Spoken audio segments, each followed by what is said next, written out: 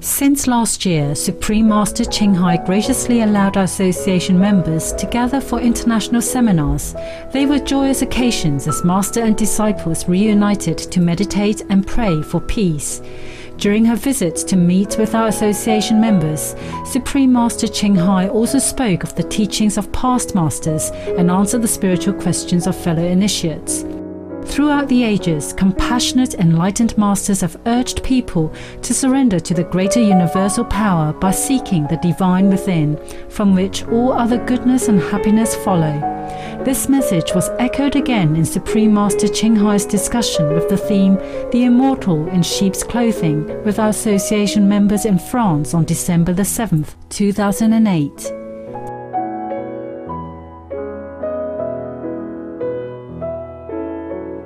Supreme Master Ching Hai's lectures are not a complete meditation instruction. Please do not try alone. For free of charge guidance, please visit www.godsdirectcontact.org or contact any of our centers near you. The story is called The Immortal in Sheep Clothing. Shouji had learned the magical arts from the celestial mountain, called celestial pillar. He was specially adept at shape-shifting and could summon ghosts and spirits. In the big book called The Monkey Go to the West, Xuan Zhuang, the monkey who is the disciple of Xuan Zhuang, great master, he can shape-shift himself also. Now this man named Shouji, he also learned many stuff like that. Yes. We have one here, one Chinese guy who can summon ghosts and stuff. And spirit. He could do that. We have some ghosts around, a little bit down here. And he saw them and he said, "You don't disturb my master ashram." They said, No, we just passing by, we just pass by. Some of them scared of him. Now this man learned the art of shape-shifting and also summon ghosts and spirits. Okay. Now, there was a man, a prime minister of the Han Empire at that time. His name is Cao Cao. He heard about Shouji, who had magical power, and he wanted to meet him. When Shouji arrived at the court of this prime minister said to him, "You demonstrate to me some of your magical skills." So the magician said, "My pleasure." He do that.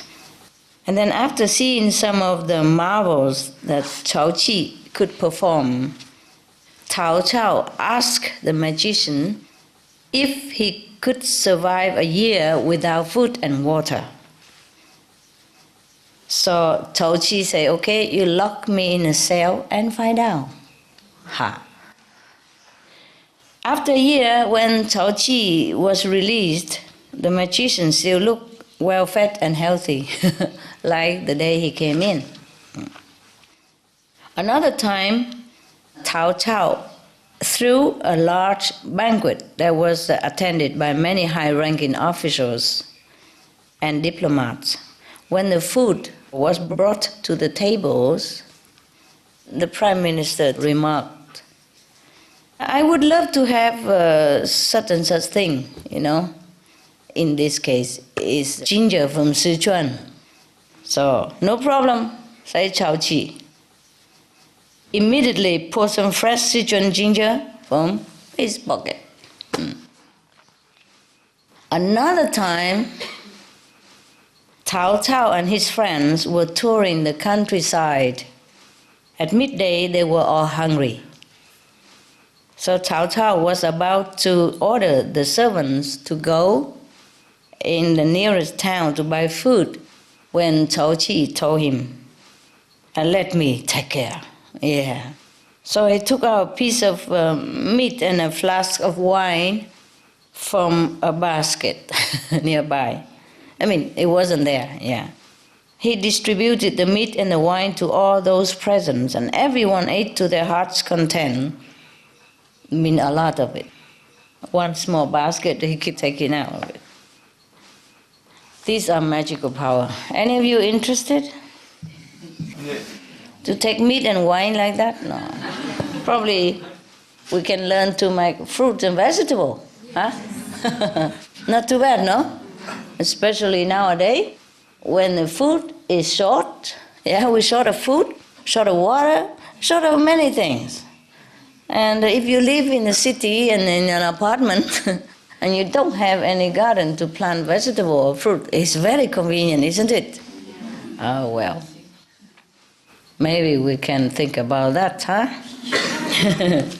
By the way, I think if you have garden, you should plant more fruit trees and food, make it become a habit. You know, food that is easy to plant, short-term harvest, and plenty of vitamin and, you know, nutrition already. For example, like the beans, yeah? What is it, Goody? It's okay, Goody. They're welcome. Everybody welcome here, huh? He loves you, want to lick you. That means love, love. Oh, yeah. Oh, good boy. See, if you don't want it, he'd turn away. Yeah. Whoever likes, he will kiss. Yeah. Oh, wow, you're generous today, Goody, huh?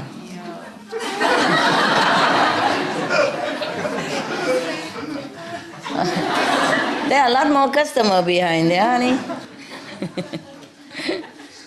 What he wants is some shadow, see?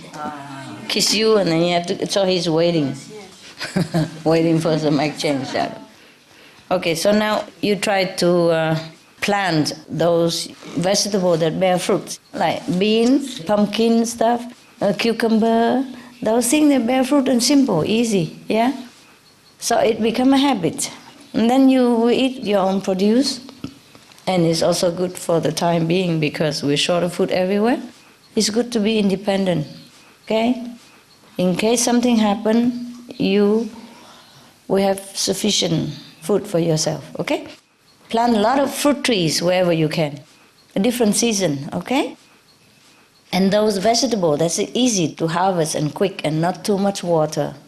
Right now we still have water, but then you plant also all kind, okay? Yeah, what's simple? Corn and all that takes too long, but beans you can eat and live well with it. It's a vegetable as well as a protein provider. You see it in one. For example, beans, any kind of beans. Yes. And all kind of fruit, yeah, fruit tree that give you fruit. And if you don't eat it enough, you make it into like jam or pickle fruits. Chutney? You make chutney, okay. And you make something and put in a jar or deep freeze, something like that, yeah? Or like pickle, and it lasts long. Then you can eat them when the season's out. Yes. It's better to eat your own produce. And God say in the Bible that you should sweat yourself for your food. That's why one of the happiest marriage is for the farmers, according to research. It's serious, huh? You plant your food, okay? Plant whatever, easy, simple, but plentiful of nutrition and always easy and always can plant again and again. Of course you can plant a variety, but to be sure, concentrate on those that have protein and fiber and vegetable at the same time, like beans and fruit. Beans easy to plant. If you have a fence, you know, you just put your finger in the ground, put a bean, and then it will grow in no time. And a lot of beans will come out. And you eat some and you leave some for the next planting season, eh? And very cheap, easy to plant. You don't even need to take care much. I remember I planted some beans when I was in Germany, you know. I just put it around the fence and it grows so much. Yeah, so easy. It grows so fast, you know. I did not remember I have to water them. I did not. I just come out. And tomatoes and all that grow in abundance, especially if you have trees. Of course, when you plant trees, there are also leaves falling down. in the fall, and you rack them together, you put it in the hole that you dig in the ground, and some leaves and some earth, some leaf and some earth like that, and afterward become beautiful compost. And then you just put it into your use again, planting vegetable.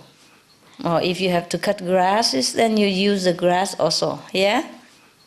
And your waste of vegetable, the peel and the old leaves and whatever, you put them all together in there, and it become a very, very useful compost. Try to be independent from now on, okay? Do not complain about food shortage and food expenses. Do it yourself. Even you have balcony, you can plant it. From now on, try to use useful trees and plants together with beauty. For example, the cherry tree, they are so beautifully flowering in season.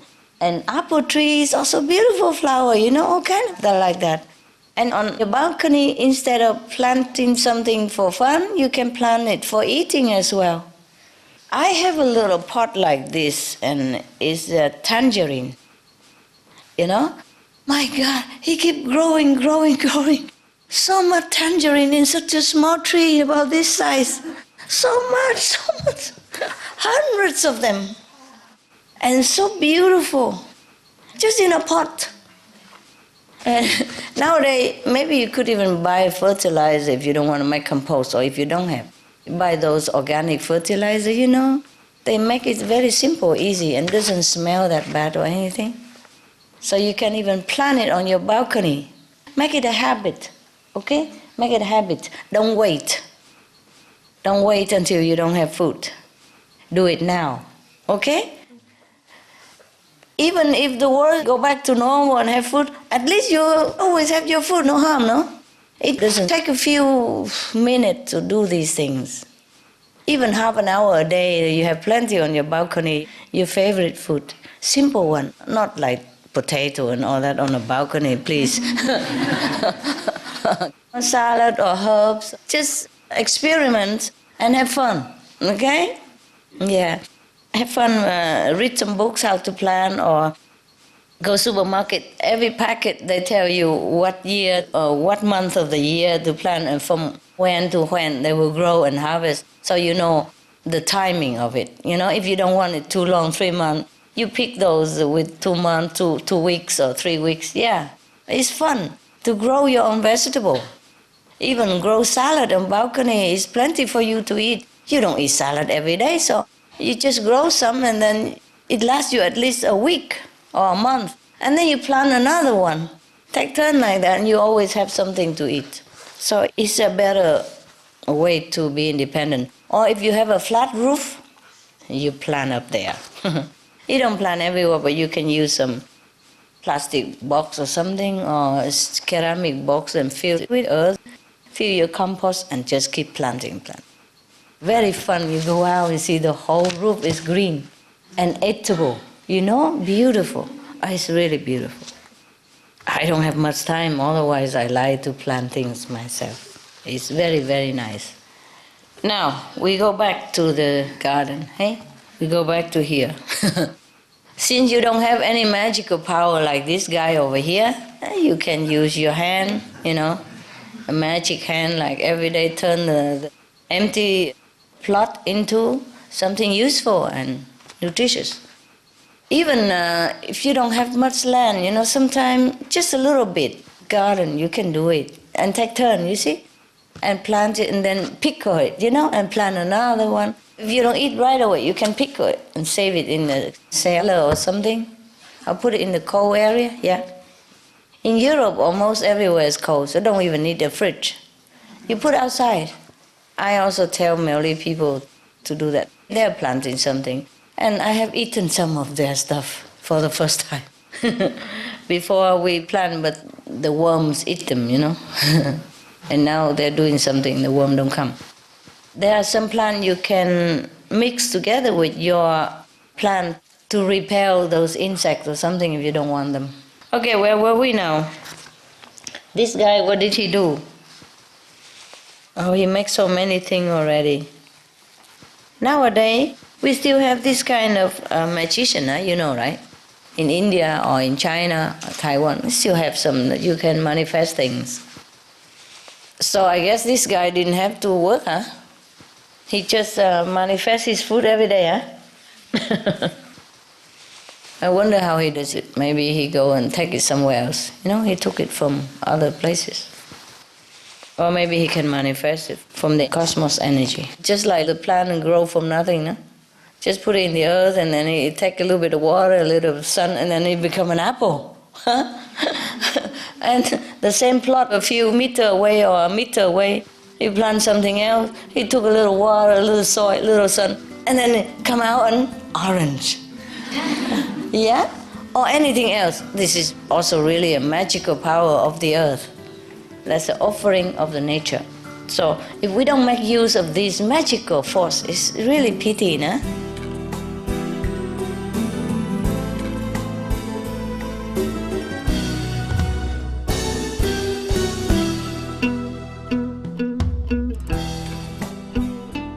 We thank you for your gentle presence for today's episode of Between Master and Disciples.